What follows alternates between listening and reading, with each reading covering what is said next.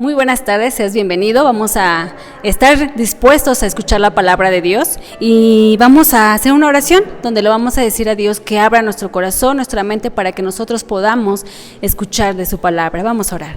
Padre, te damos gracias porque tú eres bueno, gracias porque tú nos bendices, porque tú nos amas. Y Padre, te rogamos que tú seas el que hables por medio de nuestro hermano que nos va a compartir la palabra, Padre, que nosotros podamos tener ese corazón dispuesto para escucharte, nuestra mente para oírte, Padre, y para que nosotros podamos tener un cambio en nuestras vidas. Todo te lo pido y te doy gracias, Padre, en el nombre de tu Hijo Jesucristo. Amén.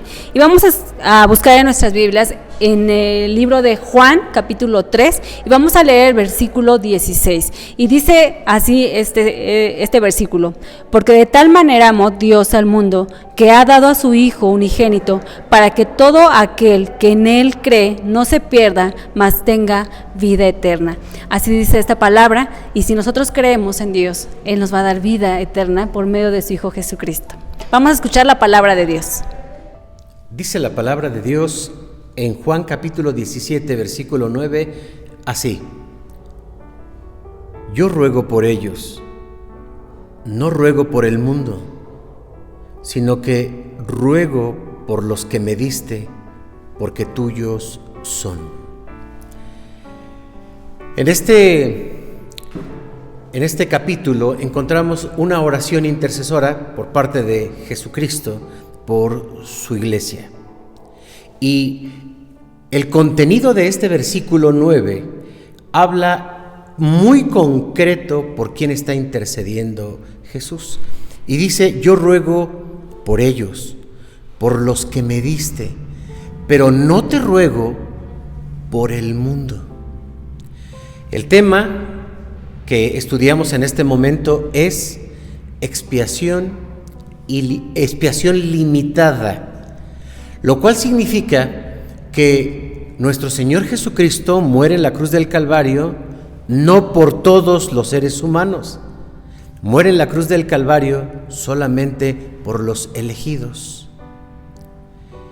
Congruente con la doctrina de la depravación total del hombre, que el hombre por su pecado es incapaz de buscar a Dios, congruente con la doctrina de la elección incondicional que Dios elige desde antes de la fundación del mundo a un grupo de personas que habrán de ser sus hijos, que habrán de ser sus seguidores, que habrán de ser salvos, sin haber encontrado en ellos alguna razón moral o intelectual o de cualquier índole para merecer la salvación, únicamente por su gracia. Dice entonces esta doctrina que Dios tiene a través de Jesucristo una salvación únicamente para aquellos que Él ha elegido. Estamos confrontando esta doctrina también con un pensamiento conocido como el pensamiento arminiano, haciendo alusión a Jacobus Arminio, que fue un teólogo del siglo XVI, que se caracteriza en la teología por haber influido en la doctrina humanista. Esto es, que la salvación depende del hombre en cierta medida, y aquí dice Arminio: creen los arminianos que Jesús murió por todos potencialmente. No efectuó la salvación de nadie, pero sí hizo posible la salvación para todos aquellos que creen en Él. Gracias a su muerte expiatoria, dice esta enseñanza, Dios ahora puede perdonar a los pecadores, pero dicho perdón depende de la voluntad del hombre. El hombre tiene que creer en el valor del sacrificio de Cristo para que el perdón de Dios sea efectivo. En otras palabras, dicen: Cristo murió como una posibilidad. Todos pueden, si creen en Él, entonces su muerte le es aplicable, se les da el perdón y la salvación. ¿Pero qué enseña la Biblia? ¿Qué creemos nosotros, la Iglesia Reformada? ¿Qué creemos nosotros, los cristianos? El punto de vista de la Reforma es el siguiente: sostiene que el designio y la intención de la expiación de Cristo eran determinados únicamente para los escogidos. Cristo entregó su vida por sus corderos y únicamente por sus corderos. Además, la expiación aseguró la salvación para todos los escogidos. En la historia conocemos el sínodo de Dort, y esta asamblea que se llevó a cabo en 1618 a 1619, y tal vez es la asamblea internacional protestante y reformada más relevante de la historia, definió a los elegidos así: Cristo redimió a los escogidos y solo a ellos. Y aquellos que enseñan que Cristo murió por todos están hablando con desprecio de la muerte de Cristo y traen de nuevo el error de Pelagio, otro hereje de la historia. Y la Confesión de Fe de Westminster, también de 1647, declara así: no hay ningún otro redimido por Cristo, sino que únicamente los elegidos. En la Biblia se enseña con toda claridad que hay dos simientes, hay dos pueblos, hay dos tipos de personas. La Biblia clasifica a los hombres en salvos y pecadores, o todos somos pecadores, pero más bien es en salvos y no salvos. Así la Biblia enseña que se divide o se clasifica al ser humano: los salvos y los no salvos. Pero también hablamos de dos simientes. Hablemos de ellas en este momento. En Gálatas capítulo 3, versículo 16, leemos así: ahora bien, a Abraham fueron hechas las promesas y a su simiente. No dice y a las simientes, como si hablase de muchos, sino como de uno, y a su simiente, la cual es Cristo. Estas dos simientes que encontramos en la Biblia y estos dos pueblos tienen sus características. Hablemos primero de la simiente del diablo. En Génesis capítulo 3, del versículo 14 al versículo 15 dice: entonces Jehová Dios dijo a la serpiente: porque hiciste esto, que había engañado a Eva, comieron del fruto prohibido, serás maldita entre todos los animales domésticos y entre todos los animales del campo. Te arrastrarás sobre tu vientre, comerás polvo todos los días de tu vida, y pondré enemistad entre ti y la mujer, entre tu descendencia y su descendencia. Esta te herirá en la cabeza y tú le herirás en el talón. El Señor Jesucristo, hablando también a los judíos que confiaban en Abraham, pero que también querían matar a Jesús, en el capítulo 8 de Juan, versículo 44, Jesús dijo: vosotros sois de vuestro padre el diablo, y los deseos de vuestro padre queréis hacer. Él ha sido homicida desde el principio y no ha permanecido en la verdad, porque no hay verdad en él. Cuando habla mentira, de suyo habla, porque es mentiroso y padre de mentira. En las palabras de Jesús encontramos entonces que la simiente que está en contra de Cristo es la simiente del diablo. Les llamó a ellos hijos del diablo. Y no es meramente una expresión, sino que es una enseñanza bíblica. En este mundo está la cizaña, conviviendo con el trigo. Dice también en Hechos capítulo 13, versículo 10, ustedes se acordarán de aquel mago, Dimas, que llega y que intenta engañar a los demás. Le dijo Pedro: oh, lleno de todo engaño y de toda maldad, hijo del diablo, enemigo de toda justicia. No cesarás de trastornar los caminos del Señor. Encontramos entonces que la simiente, que los hijos, que el pueblo, esos no redimidos, que están dirigidos, engañados, paternalizados por el diablo, están en contra de Cristo, pero también están en contra del camino de la justicia. Hablemos ahora de la simiente de Dios. Y dice nuevamente en Génesis capítulo 3, pondré enemistad entre tu simiente y la simiente suya. Esta te herirá en la cabeza, pero tú le herirás en el calcañar.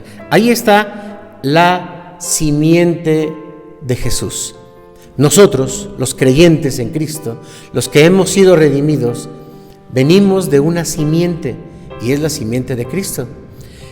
En Juan capítulo 6, versículo 39 y 40 leemos así: y esta es la voluntad del que me envió, del Padre, que todo lo que me diere no pierda de ello, sino que lo resucite en el día postrero. Y esta es la voluntad del que me ha enviado, que todo aquel que viene al Hijo y cree en Él tenga vida eterna, y yo le resucitaré en el día postrero. Cristo libera primeramente a sus escogidos. Hebreos capítulo 2, versículo 15. Cristo, con su muerte en la cruz, reconcilia a los escogidos con el Padre. Romanos 5:1. Justificados pues por la fe, tenemos paz para con Dios por medio de nuestro Señor Jesucristo. La expiación de Cristo redime y rescata a los escogidos de Dios. Gálatas 3:13. Y además, con su sangre, justifica a los suyos, como dice Romanos capítulo 5, versículo 1. Este es la simiente de Dios. Esta es la simiente elegida. Ahora, en Romanos 8:29, versículo 29 y 30 dice así: y sabemos que a los que aman a Dios, todas las cosas les ayudan a bien.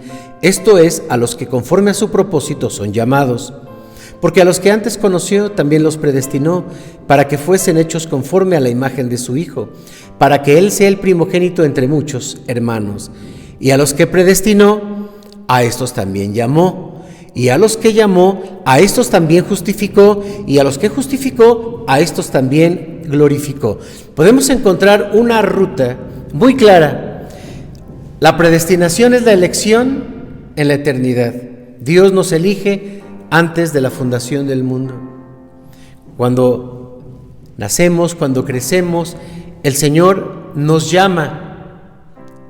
Cristo muere por nosotros, pero además nos justifica y además nos glorifica. Y esto habla de la vida eterna. Por lo tanto, las Escrituras nos enseñan que Cristo murió por su pueblo. Mateo 1:21. Nos enseña la Biblia que Cristo muere por sus amigos. Juan 15:13. La Biblia nos dice que pagó el rescate de su simiente, de su semilla. Isaías 53:10. Y no, Cristo no muere por la semilla de la serpiente de Génesis 3:15. Cristo, esto enseña la Biblia, muere por los hijos de Dios, por sus hermanos. Hebreos 2:10 y 14. Claramente dice, no los bastardos. Hebreos 12:8. La Biblia enseña que Cristo muere por sus ovejas. Juan capítulo 3 nos habla acerca de la muerte de Cristo por los suyos. Apocalipsis capítulo 3 versículo 9 también dice que Cristo muere por sus ovejas. No muere por todas las personas. Esta es la enseñanza de la Biblia. Es evidente que esta doctrina genera mucho conflicto en muchos creyentes. porque no le da la posibilidad al hombre de poderse salvar, y esto parece una injusticia. Pero la justicia de Dios no es la justicia de los hombres. Decíamos la semana pasada que estas doctrinas glorifican a Dios y la soberanía de Dios, el cual elige a quien Él quiere y nada deja la voluntad del hombre. Sin embargo, ¿cómo hemos de actuar nosotros, la semilla de Dios, el pueblo de Dios, los redimidos de Dios, los elegidos de Dios? ¿Cómo hemos de actuar? En primer lugar, hemos de ser agradecidos, porque nosotros no somos diferentes a los que no fueron elegidos.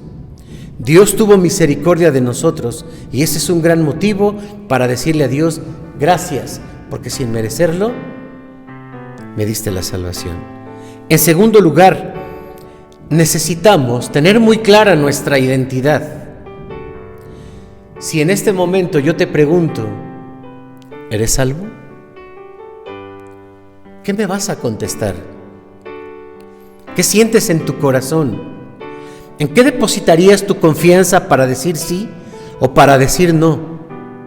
Porque si tú dices sí por la gracia de Dios, estás confiando en Dios. Pero si tú dices creo que no, porque te consideras muy pecador, estás confiando en ti. Por lo tanto, hemos de reconocer nuestra identidad, y la Biblia dice, Él, que no escatimó a su propio Hijo, sino que lo entregó por todos nosotros, ¿cómo no nos dará también con Él todas las cosas? ¿Quién acusará a los escogidos de Dios? Dios es el que justifica. ¿Quién es el que va a condenarnos? Si Cristo es el que murió, más aún el que también resucitó y que además está a la diestra de Dios, también intercediendo por nosotros. Romanos 8, del 32 al 34. Para Dios somos especiales.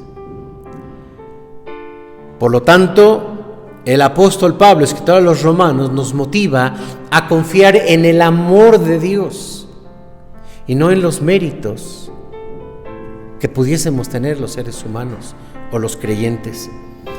Hemos de conocer entonces nuestra identidad.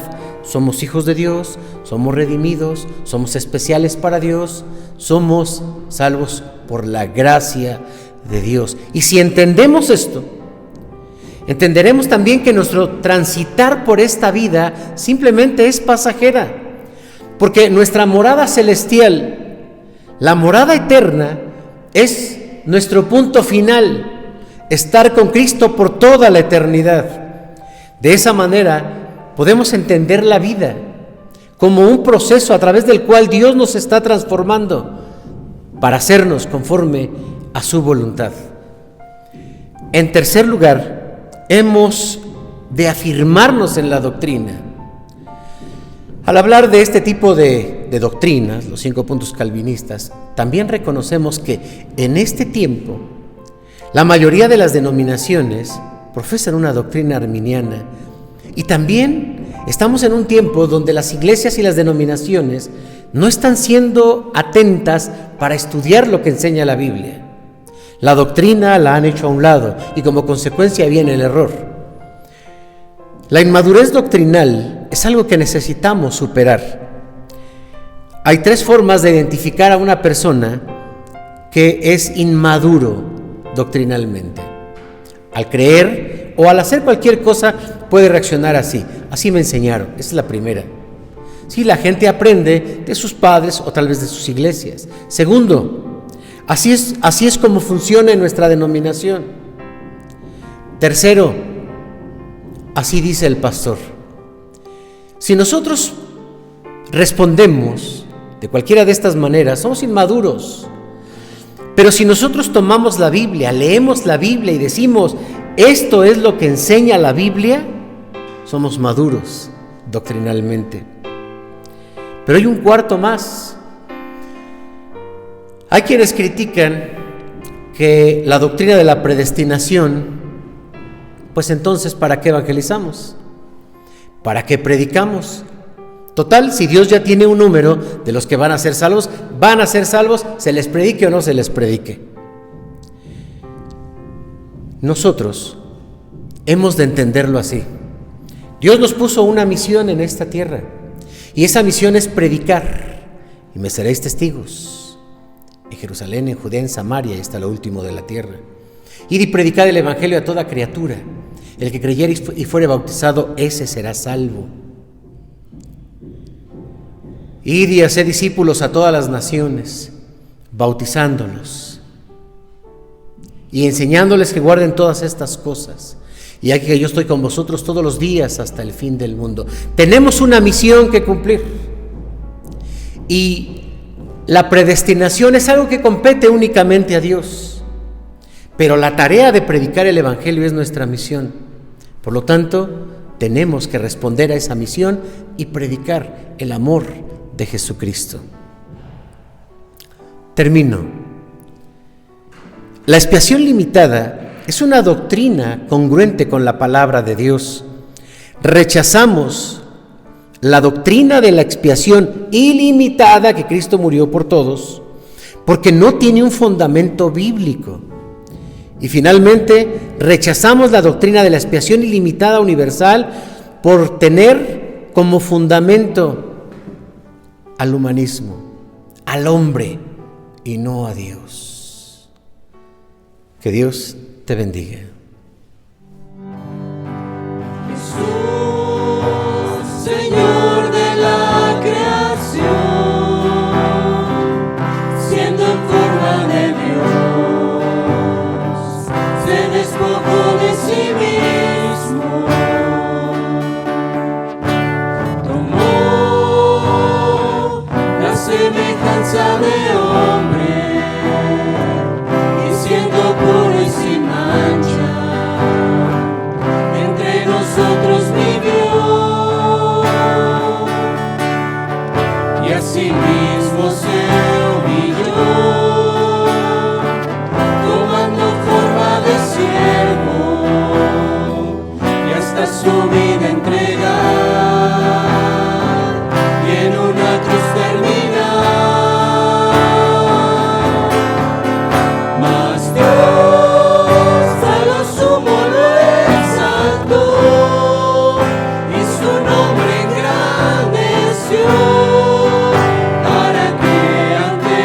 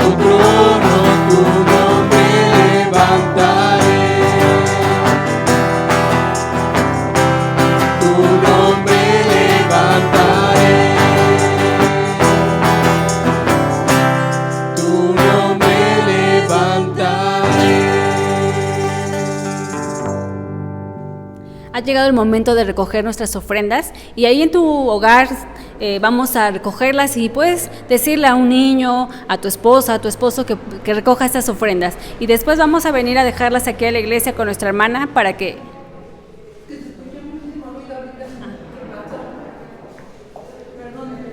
Si quieres así y ya ahorita nada más que le corte a Freddy. Ha llegado el momento de recoger las ofrendas. Es una forma de cómo le agradecemos a Dios por todo lo que ha hecho por nosotros. Entonces vamos a orar y tú puedes recogerla ahí en tu hogar y después traerla aquí a la iglesia con nuestra hermana que las administra. Vamos a poner estas ofrendas en manos de Dios. Vamos a orar. Padre, te damos gracias porque eres bueno. Gracias porque tú nos das todo lo necesario, Padre, porque nos amas. Y Padre, venimos a dar estas ofrendas, Padre, de corazón hacia ti, Padre. Que tú las limpies, Padre, que tú las uses de acuerdo a tu voluntad, Padre. Te rogamos que tú des sabiduría a nuestra hermana que las administra, Padre. Y te rogamos que tú sigas bendiciendo los empleos de nuestros hermanos. Si hay falta de empleo, Padre, tú provéeles de uno, porque tú los amas, Padre. Y sabemos que tú siempre vas a estar con nosotros, que nunca nos hace falta nada, Padre. Gracias y te pido todo esto en el nombre de tu Hijo Jesucristo. Amén. Recibamos la bendición. Amados hermanos, que la gracia de nuestro Señor Jesucristo, el amor de Dios nuestro Padre Celestial y la luz y dirección de su Santo Espíritu sea con cada uno de ustedes, con todo el pueblo de Dios, ahora y siempre. Amén. Gracias por acompañarnos en esta transmisión. Esperamos que sea de gran bendición para tu vida y para tu crecimiento cristiano. Te invitamos para que pongas un comentario, le des un like y por supuesto comparte el Evangelio. Recuerda, tenemos una misión que cumplir. Dios te bendiga.